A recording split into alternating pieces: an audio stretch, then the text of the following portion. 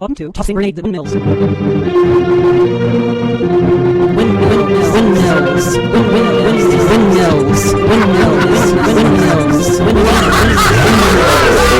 Windmills.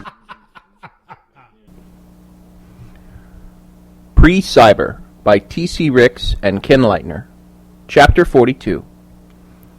Roger sat comfortably behind his desk and admired the steadily dwindling inbox. He was old school in that he preferred his employees in the office. Despite that, Clarke had proven his usefulness. Plus, Roger had had time for golfing for the last 2 weekends, which was vitally important if you wanted to get into a higher pay grade. The big boys played golf, and if you played well, they invited you to play with them. In exchange, Roger had spent weeks of his new free time looking into the details of Clarke's murder case. He had pulled the surveillance tapes 2 weeks ago. Someone had doctored them, but not well enough for Roger's lab. They managed to recover traces of the original recording showing a large man in the video that could not have been Clarke. In fact, you could see the large man setting up Clarke to take a fall. Roger found the best frame he could from the video, and last week the image lab had returned a cleaned-up picture of the man's face. 2 days ago, he had run it through the FBI facial recognition software. The software came back with the name Lyson Burr. That name seemed familiar for some reason, yet Roger could not immediately place it. Yesterday, he had pulled the government file on Catherine's killer. Lyson Burr was a small-time private investigator with a very expensive office. He had served 10 years as a Green Beret before becoming a defense contractor, which was basically the same job for more money. After 10 years of that, he had set up an office in Atlanta. Lyson had a small rap sheet for engaging in prostitution and gambling, and in one case for assault, which sounded like a bar fight over a stripper. Roger realized Lyson might have rented the office of his defense contractor savings, but he thought it unlikely. Roger could not see Lyson as a saver. Lyson lived in the now, and appeared to have expensive hobbies. No, Roger thought, if Lyson had an expensive office now, it meant he had an expensive client paying for it, the kind that liked to keep their own little private army. Unfortunately, Clarke's case would have to drop for now. Roger had a more pressing problem on his mind. He already had enough evidence to clear Clarke, so it was his own personal curiosity at this point. He could just turn Lyson in, but the faint video would not get a prosecution. Besides, Roger wanted to learn more about Lyson, and time was on his side. He could pick this back up later. Good police work was patient police work.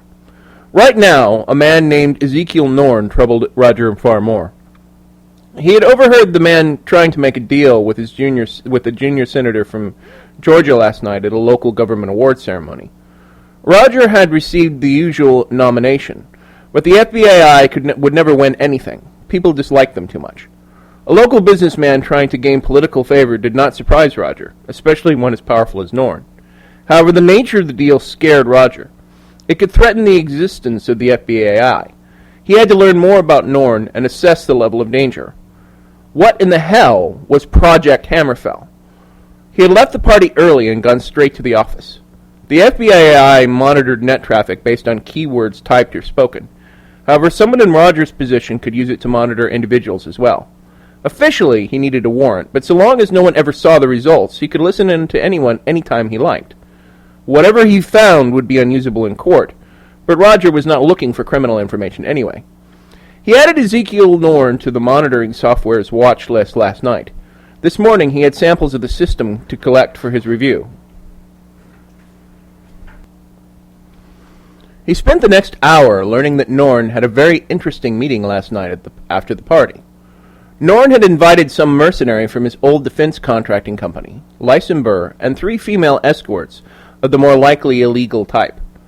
Normally, Roger would have looked up the girls for questioning and possible leverage, but the name Lyson Burr was too much of a coincidence. So, Ezekiel Norn was the high-end client that let Lyson Burr live in such style. Norn may even have ordered Catherine's murder? Roger could not fathom why a man like Norn would want Catherine killed. So he set that aside as a possibility and nothing more for the moment. The mind had a tendency to form patterns, and unless you train yourself to be objective, you would start to see connections everywhere. There might be something to the connection, but Roger decided Lyson was his best angle for now. He figured he already had some leverage on Ezekiel just with his association with the possible murderer. He just needed to get more on Lyson first. Ideally, he needed enough for a conviction. Right now, all he had was a weak video image. The video also told him he would have trouble finding any physical evidence. Lyson had thoroughly wiped all traces of himself from the scene. Roger would, of course, search for a hair fiber that might place Lyson at the scene, but he knew too much time had passed. The cleaning service had vacuumed the room 4 or 5 times since the crime, and he doubted the inn-pigs would give him anything even if the goons had found something.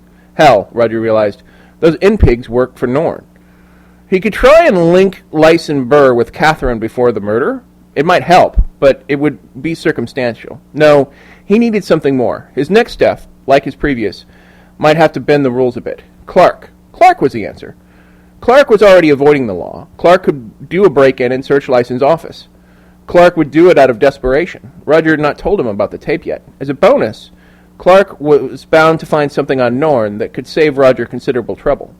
Roger might simply anonymously fax over a few details on Norn to the senator, and Norn's new laws would be forgotten. Roger smiled. Things were good again. Stressful, but good. First, he booked a tea time for the weekend. Then he called Emily and told her to arrange a meeting with Clarke here at the office. Roger leaned back on his chair and sipped his coffee. Clarke wandered into his boss's office a little drunk. He was not drunk enough that he thought his boss would notice, but he felt he needed something given all the things that were going on. It was all good, and that was the problem. It was too good. Something horrible was going to happen, and this time Clarke wanted to be prepared for it. The more logical problem of Clarke's mind told him how stupid this was, but Clarke told that part of his mind to go fuck itself. Hey, boss, what's up? Clarke's boss looked disturbed, but didn't say anything in particular. Clarke saw an open invitation on Roger's desk and decided to read it while he waited for Roger to respond. The invitation was for an annual Bigwigs award ceremony that Roger always attended. The FBAI never won, and Roger always felt a little down afterwards. Clarke approached obliquely. You went to the party last night? Kind of, Roger mentioned in the invitation, but I did learn something. Clarke pretended to read the invitation again and then smiled as he read, Right, the awards thing was that we never win, so what'd you learn?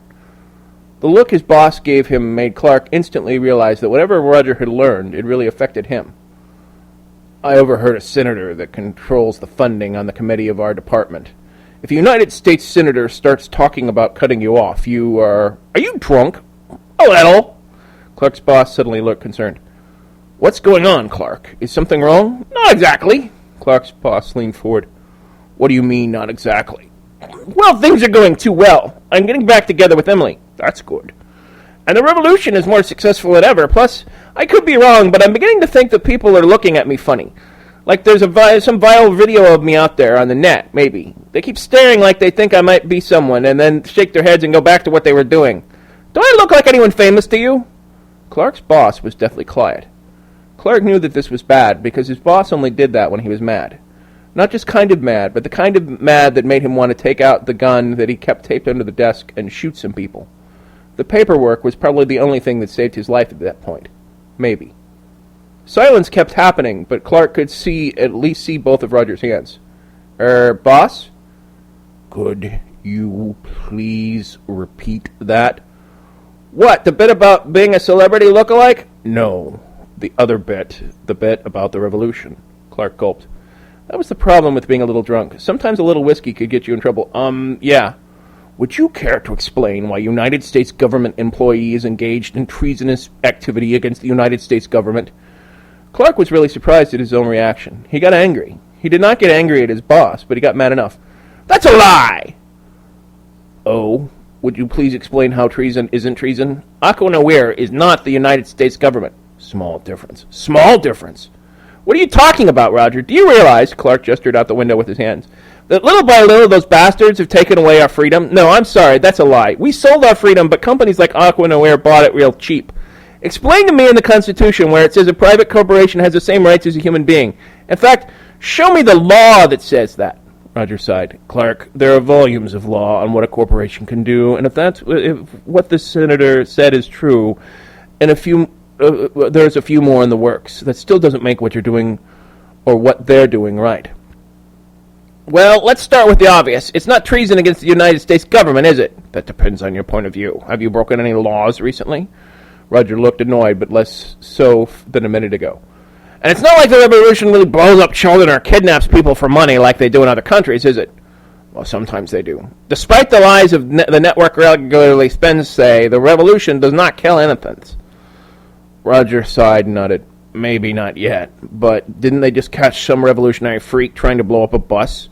Clarke, it's only a matter of time before there is bloodshed. Well, the corpse ruined my life, killed a few of my best friends, and helped to turn the country into their own private outhouse. So pardon me if I decide to do something about it. You want me to quit? I'll do that, but I'm not going to leave. I like my job, and I worked for the government, even when it sucks and is run by moron politicians. We got what we elected. Now, why do you want to meet? Roger thought long and hard. Finally, he said, I'm a little hesitant to tell you about this because of your revolutionary ties, but Roger looked at Clarke. There's a direct link between Lyson Burr, Ezekiel Norn, and Catherine, I think. And the murder of your friend, I think. I'm a little hesitant to tell you this because I'm afraid you'll use it to do something stupid. But psychotic revolutionary or not, you're still tied up in this and the only person I can trust. Most of the public believes Norn is some kind of goddamn patriotic hero. I know better. In fact, it's only because I know that better that we're having this conversation at all. You're on the fringes of the law, but I guess I need you there. How do you feel about breaking and entering? Clarke was angry at first and then glad. Things were finally starting to come together, though that terrified him even more. That's really important stuff. This has been the Tossing Grenades at Windmills podcast. I'm Thomas Ricks. Music by Melanie Ricks. Voices by Skip Huffman and Josie Bergen-Lawson. Copyright 2012.